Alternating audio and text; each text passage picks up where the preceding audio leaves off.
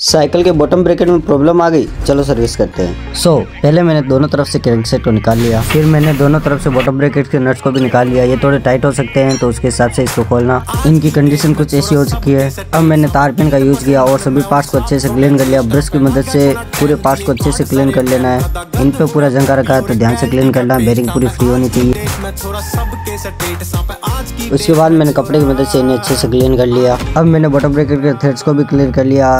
सभी पार्ट्स में अच्छे से ग्रीसिंग भी कर दिए। बेरिंग्स को ग्रीस से ल्यूब कर दिया। अब बॉटम ब्रेकेट के थ्रेड्स को अच्छे से ल्यूब करके बॉटम ब्रेकेट को फुल टाइट भी दे दिए। अब दूसरी तरफ से बॉटम ब्रेकेट को इंसर्ट करके इसके नट्स को भी ल्यूब करके टाइट दे दिया फुल। और क्रैंकसेट को लगा के बॉटम ब्रेकेट हो गया एकदम तैयार।